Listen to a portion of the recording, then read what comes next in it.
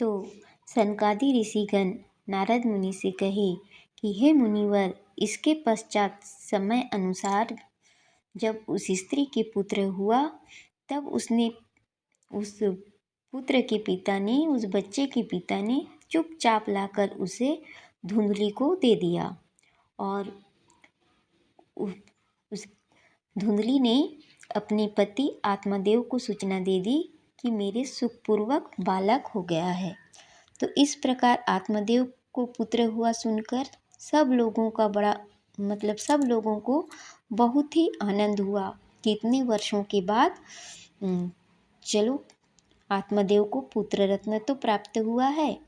तो ब्राह्मण ने उस बालक का जात कर्म संस्कार करके ब्राह्मणों को फिर दान दिया और उसके द्वार पर फिर गाना बजाना और अनेक प्रकार के मांगलिक कृत्य होने लगे आत्मदेव के द्वार में।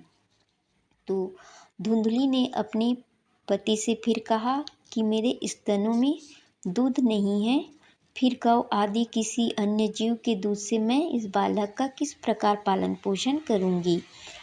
मेरी बहन अभी अभी बालक को जन्म दी थी और वह बालक मर भी गया है, तो उसे बुलाकर अपने यहाँ रख लेते हैं, तो वह आपके इस बच्चे का पालन पोषण कर लेगी। तब पुत्र की रक्षा के लिए आत्मदेव जो है अपनी पत्नी की बात को मान लिया और उसकी बहन को फिर अपने घर में रख लिया। तो माता धुंधली जो है उस बालक का नाम धुंधकारी रखा। तो इसके बाद 3 महीने बीतने पर जिस गाय को धुंधली ने फल खिलाया था, उस गाय के भी एक मनुष्यकार बच्चा हुआ। तो वह बच्चा जो है सर्वांग सुंदर, दिव्य, निर्मल और सुवर्ण किसी कांति वाला था। वो बालक जो गाय के गर्भ से जन्म लिया, तो उसे देखकर वह ब्राह्मण देवता को बहुत ही आनंद हुआ और उसने स्वयं ही उसके सब संस्कार किए। उस गाय के पेट से जो बच्चा जन्म लिया, उसके सभी संस्कार वह ब्राह्मण खुद ही किया। तो जब यह समाचार और सब लोगों ने भी सुना, तो सभी लोगों को बहुत ही आश्चर्य हुआ और फिर वे उस बालक को देखने के लिए आए। तो फिर देखकर वे सब आपस में कहने लगे कि देखो भाई, अब आत्मदेव का कैसा भाग्य उदय हुआ है। पहले एक भी संतान नहीं था और अभी एक साथ 2-2 उसके गाय ने भी बालक को जन्म दिया है। तो यह कैसे आश्चर्य की बात है कि गौ के भी गर्भ से ऐसा दिव्य रूप बालक उत्पन्न हुआ है। तो देवयज्ञ से इस बात को कोई नहीं जान सका, इस गुप्त रहस्य को कोई नहीं जान सका कि गौ को धुंधली ने फल खिलाई थी, उसी से जो है यह बालक पैदा हुआ है। तो आत्मदेव ने उस बालक के गौ के समान कान को देखकर उसका नाम गोकर्ण रख दिया, उस बालक का नाम। तो कुछ समय बीतने पर वे दोनों बालक जो हैं जवान हो गए। तो उनमें गोकर्ण तो बड़ा ही पंडित और ज्ञानी हुआ, लेकिन धुंधकारी बड़ा ही दुष्ट निकला। स्नान, शौच आदि ब्राह्मण उचित जो आचार नियम है, उनमें नाम मात्र की भी उसमें नहीं थी और न ही उसका खान पान का कोई परहेज था, कुछ भी खाता था। और क्रोध तो उसमें ऐसा भरा हुआ था, ऐसा बढ़ चढ़ कर भरा हुआ था क्रोध उसमें कि पूछो मत। वह बुरी बुरी वस्तुओं का ही संग्रह किया करता था। मुर्दों के हाथ से छुआया हुआ अन्न को भी वो खा लेता था।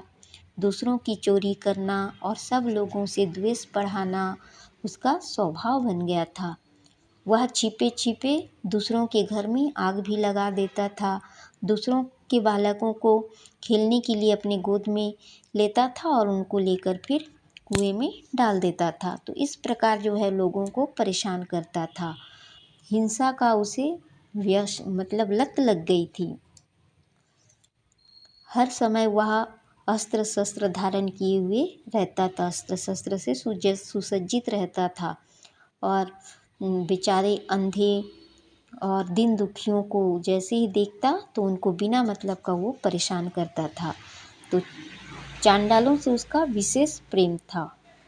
बस हाथ में फंदा लिए कुत्तों की टोली के साथ वह शिकार की टोह में इधर उधर घूमता रहता था। वेश्याओं के जाल में फंसकर उसने अपने पिता की सारी संपत्ति जो है नष्ट कर दी। तो एक दिन माता पिता को मार पीट कर घर के सब बर्तन भांडे भी उठाकर ले गया। तो इस प्रकार जब सारी संपत्ति नष्ट हो गई, स्वाहा हो गई, तब उसका कृपन पिता फूट फूट कर रोने लगा और फिर कहने लगा कि इससे तो अच्छा था कि मेरी पत्नी बांझ ही रहती। कुपुत्र तो बड़ा ही दुखदायी होता है। यदि पुत्र कुपुत्र हुआ, कपूत हुआ, तो इससे बढ़कर दुख जो है मनुष्य के जीवन में और कुछ भी नहीं है। तो अब मैं कहाँ रहूँ? वह ब्राह्मण है, वह पश्चाताप करने लगा और कहने लगा कि अब मैं कहाँ रहूँ, कहाँ जाऊँ? मेरे इस संकट को अब कौन काटेगा? हाय, मेरे ऊपर तो बड़ी विपत्ति आ पड़ी है। इस दुख के कारण अवश्य मुझे एक दिन प्राण छोड़ने पड़ेंगे। तो उसी समय परम ज्ञानी गोकर्ण जी जो है वहाँ पर आए और गोकर्ण ने फिर अपने पिता को समझाया, वैराग्य को उपदेश करते हुए बहुत ही समझाया और बोला, पिताजी, यह संसार ही तो असार है। यह अत्यंत दुख रूप और मुँह में डालने वाला है। यह जो संसार है यह बहुत ही दुखदायक है और मुँह में डालने वाला है। कहिए पुत्र किसका है, धन किसका है? स्नेहवान पुरुष रात दिन दीपक के समान ही जलते रहता है। जो इस संसार से मोह करता है, स्नेह करता है, इस संसार की वस्तुओं से स्नेह करता है, वह पुरुष जो है दिन रात दीपक की तरह जलता रहता है। सुख न तो इंद्र को है और न ही चक्रवर्ती राजा को। इस सृष्टि में सभी को दुख है।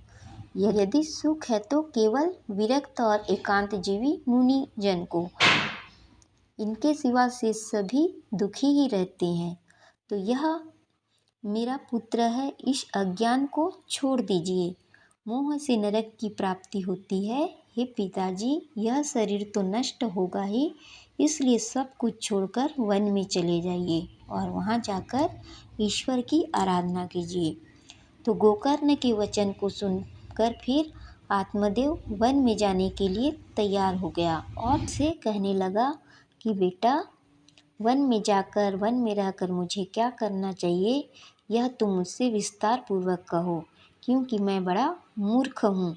अब तक कर्मवश स्नेह पास में बंधा हुआ अपंग की भांति इस घर रूप अंधेरे कुएं में ही पड़ा रहा हूँ। मुझे कुछ का ज्ञान नहीं है, भान नहीं है।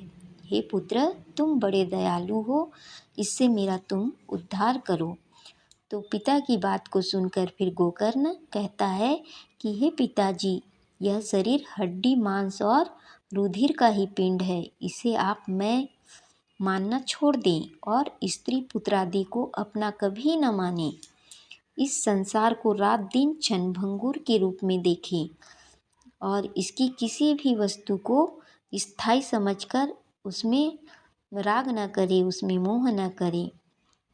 तो बस एकमात्र वैराग्य रस के रसिक होकर भगवान की भक्ति में आप लीन हो जाइए। तो भगवत जन जो हैं, भगवत भक्तजन ही सबसे भगवत भजन ही जो है भगवान के भक्तों के लिए सबसे बड़ा धर्म है। इस संसार में सबसे बड़ा धर्म भगवान का भजन कीर्तन करना है। तो निरंतर उसी का आश्रय लेकर आप रहिए, नित्य भगवान का भजन कीजिए। तो अन्य सब प्रकार के जो लौकिक धर्म हैं उससे आप मुख मोड़ लीजिए। अन्य सब प्रकार के लौकिक धर्म हैं उनसे आप मुख मोड़ लीजिए और हमेशा साधु जनों की ही सेवा कीजिए। भोगों की लालसा को पास में ना फटकने दीजिए। आप किसी भी भोग की लालसा को, इच्छा को अपने पास फटकने मत दीजिए और जल्दी से जल्दी दूसरों के गुण दोषों का विचार करना भी छोड़कर एकमात्र भगवान की सेवा और भगवान की कथाओं के रस का ही पान करे, भगवान के भजन में ही लीन रहे। तो इस प्रकार से आत्मदेव जो है अपने पुत्र गोकर्ण की वाणी से प्रभावित होकर घर को छोड़ देता है और वन की यात्रा में चल पड़ता है। तो यद्यपि उसकी आयु उस समय 60 वर्ष की हो चुकी थी, फिर भी बुद्धि में पूरी उसकी दृढ़ता थी। वहाँ वह रात दिन भगवान की सेवा पूजा करने से और नियम पूर्वक भगवान के दसम स्कंद पाठ करने से उसने भगवान श्री कृष्णचंद्र को प्राप्त कर लिया। वन में जाकर वह रात दिन भगवान की सेवा करके पूजा करके नियम पूर्वक भगवान के दसम स्कंद का पाठ करके भागवत के जो दसम स्कंद है उसका पाठ करने से उसको भगवान श्री कृष्ण की प्राप्ति हो गई। तो इति श्री पद्म पुराणे उत्तराखंडे श्रीमद्भागवत महात्म्ये विप्रमोक्षो नाम चतुर्थो अध्यायः।